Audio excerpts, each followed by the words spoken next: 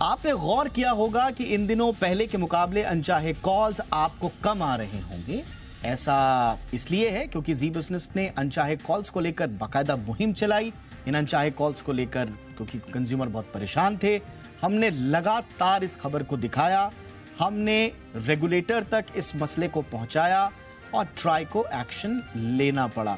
इस एक्शन के बाद अब कस्टमर को अनचाहे कॉल से काफी हद तक राहत मिल जाएगी।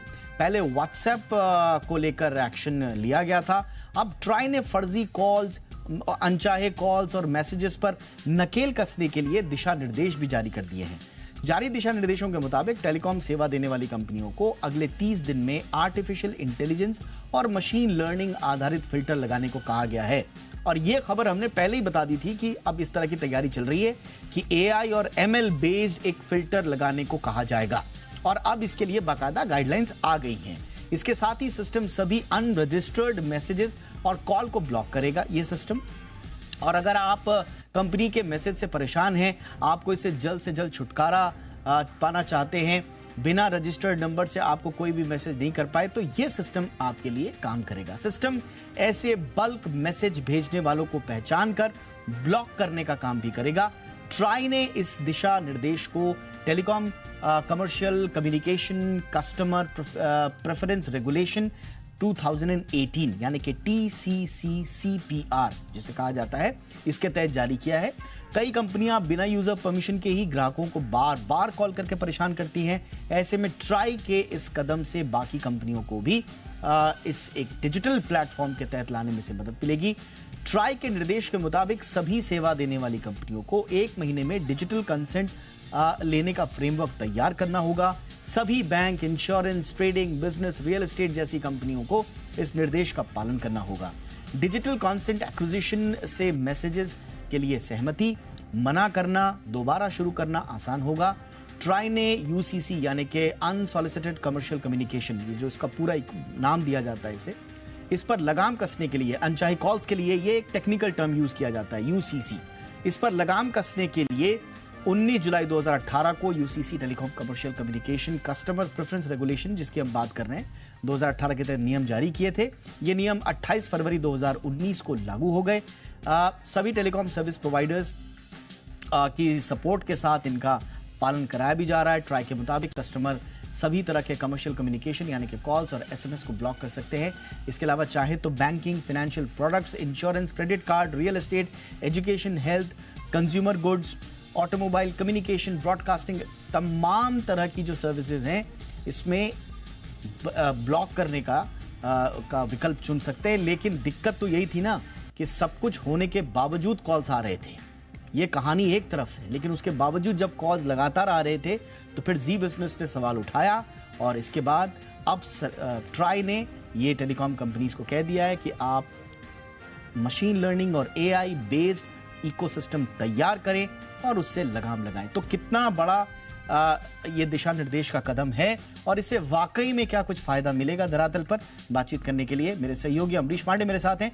अमरीश, बताइए क्या उम्मीद की जाए? अब ये एआई जो काम इंसान नहीं कर पाए, रेगुलेटर करते करते थक गया ट्राई, अब ये मशीन लर्निंग और एआई कैसे करेगा?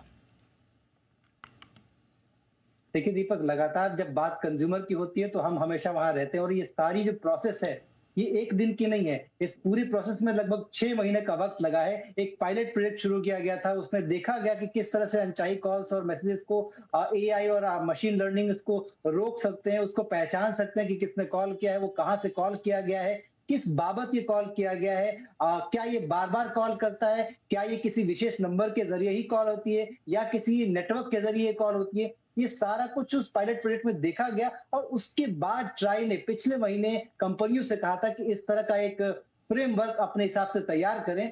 आज ट्राई ने जो दिशा निर्देश जारी किए हैं उसमें साफ तौर पर कहा गया कि 30 दिन, मात्र 30 दिन यानी कि 15 जुलाई से पहले ये पूरा जो फ्रेमवर्क है वो काम में आ जाना चाहिए ताकि लोगों को इस तरह की जो अनचाही कॉल्स और मैसेजेस हैं उससे छुटकारा मिले। जी बिल्कुल।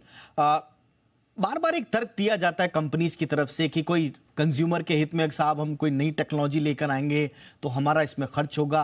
तो ऐसा तो नहीं है कि कंपनीज इस पे खर्च करें और फिर पास ऑन कर दें उस खर्च को ग्राहकों की तरफ? देखिए, जिस तरह तकनीक लोगों का काम आसान कर रही है, कंपनीज का भी वो एक बहुत बड़ा काम है जो कि आसान कर रही है। कंपनियों के लिए लगातार फर्जी सिम इश्यू हो रहे थे, वो सिम बंद हो रहे थे। कई बार उनके नेटवर्क पे कॉल, लेकिन वो आ रहे थे इंटरनेट के थ्रू, तो वो उनके लिए एक फजीहत थी, एक फालतू का एक ऑब्लिगेशन था उनके ऊपर कि वो जानबूझकर इस तरह के कॉल को सपोर्ट कर रहे हैं। और ऐसे में इस तरह की टेक्नोलॉजी जो कि ऑलरेडी एग्जिस्ट कर रही है और सस्ती टेक्नोलॉजी है, इस सस्ती टेक्नोलॉजी का इस्तेमाल करके अगर कंपनियां ग्राहकों को कुछ रिलीफ देती हैं, तो इससे उनकी पॉकेट पे तो कोई ज्यादा भार नहीं पड़ रहा है। हाँ, ये जरूर है कि ग्राहकों को जो समस्या हो रही थी वो खत्म हो रही है। साथ साथ इस तरह के जो कॉल, किसी भी तरीके के जो टेलीकॉम नेटवर्क पे जो फ्रॉड होते हैं, उसका सबसे बड़ा जो साधन था, इस तरह के फर्जी कॉल और मैसेजेस थे, उससे भी छुटकारा मिल रहा है। तो कंपनीज के लिए एक विन विन सिचुएशन है, उनका कोई खर्च ज्यादा नहीं हो रहा है, साथ साथ उनको ग्राहक का भरोसा जीतने का एक बेहतरीन मौका भी इससे मिल रहा है। दीपक, ये बहुत सही बोला आपने, लेकिन एक चीज जो गौर करने वाली होगी अम्बरीश, कि this is not the end of the story. क्या आपने एआई और मशीन लर्निंग लगा दिया तो आपकी बिल्कुल इतिश्री हो गई आपके अपने उत्तरदायित्वों से? क्योंकि हम देख रहे हैं कि स्पैम अलर्ट ऑलरेडी बहुत सारे प्लेटफॉर्म ने इसको एआई बेस्ड जो है स्पैम अलर्ट वाली जो टेक्निक है वो किसको अख्तियार किया हुआ है। लेकिन अगर इससे भी काम नहीं बना तो ट्राई को ये चाहिए कि जब तक कंज्यूमर का ये जो इशू है ये पूरी तरह सॉल्व नहीं हो जाता, तब तक लगाम कसे रहे टेलीकॉम कंपनियों पर, छोड़े नहीं। यहां देखिए दीपक, हमने जो बीड़ा उठाया है उसको जब तक अंजाम पे पहुंचाएंगे नहीं, तब तक हम रुकेंगे नहीं। ये आप और मैं हमेशा अपने दर्शकों के साथ वादा करते हैं। अभी भी बात वही है। जिस तरह से पूरे रिफॉर्म्स को शुरू किया गया था, टेलीकॉम मंत्री के साथ जो हमारी बातचीत थी उसमें भी उन्होंने साफ कहा था कि ये पूरा जो नेक्सस है, ये जो पूरा गड़बड़ झाला चल रहा है टेलीकॉम नेटवर्क के ऊपर, उसको बंद किया जाएगा। तो आने वाले दिनों में इस तरह के ये जो रिफॉर्म का ये पहला स्टेज है, आने वाले दिनों में इस तरह के कई और एपिसोड इसके अंदर जुड़ेंगे और ये पूरा जो सिस्टम है वो फूल प्रूफ होगा। पहली बात तो ये कि किसी भी तरीके का फर्जीवाड़ा इसके अंदर न हो, उसके लिए कदम उठाए जा रहे हैं। फर्जी नाम से सिम कार्ड इशू होना, उसकी वेरिफिकेशन, उसकी पूरी प्रक्रिया को जो फूल प्रूफ किया जा रहा है। इसके साथ साथ आने वाले दिनों में, मतलब ये जो हमें जानकारी मिली उसके अनुसार अगले 15 से 20 दिनों के भीतर ट्राई जो है वो कॉलर आइडेंटिफिकेशन वाला गाइडलाइंस भी जारी कर देगा। तो उस तमाम कंसल्टेशन से यही फायदा होना है कि कंज्यूमर को ये पता चलेगा कि कॉल जो आ रही है उसको वो उठाना है कि नहीं उठाना, मैसेज जो आ रहा है उसको पढ़ना है कि नहीं पढ़ना है। और ये जो सिस्टम है मशीन लर्निंग और आर्टिफिशियल इंटेलिजेंस का, वो रजिस्टर्ड नंबर्स को तो ब्लॉक करेगा ही, साथ साथ जो हमारे और आप जैसे नंबर्स का इस्तेमाल करके मैसेजेस हो रहे हैं उनको भी पहचानेगा और आपस में सारे नेट टेलीकॉम सर्विस प्रोवाइडर्स में वो शेयर होगा, ताकि किसी भी तरीके के फर्जीवाड़े से बचा जा सके और इस तरह के नंबर्स को पूरे नेटवर्क में वो कहीं भी ब्लॉक किया जा सके। तो ये पूरा सिस्टम धीरे धीरे फूल प्रूफ होगा और जब तक ये होगा नहीं तब तक हम रुकेंगे भी नहीं। बिल्कुल, जी बिजनेस ने शुरू से इस पूरे मसले पर आम लोगों की आवाज उठाई है, रेगुलेटर तक पहुंचाई है। बहुत सारी मीटिंग्स हुई हैं इस मसले को लेकर हमारी खबर चलाने के बाद। अब ये बड़ा स्टेप कंपनीज को दिया गया है, 15 दिन का वक्त। देखते हैं कंपनीज कौन सा सिस्टम लेकर आते हैं और उस सिस्टम को हम चेक भी करेंगे। ये भी हमारा वादा है अपने दर्शकों से। और जब तक इस इशू की जड़ तक जाकर इसका समाधान नहीं निकलता, हमारी मुहिम जारी रहेगी। बहुत बहुत शुक्रिया अम्बरीश इस तमाम जानकारी के लिए आपका।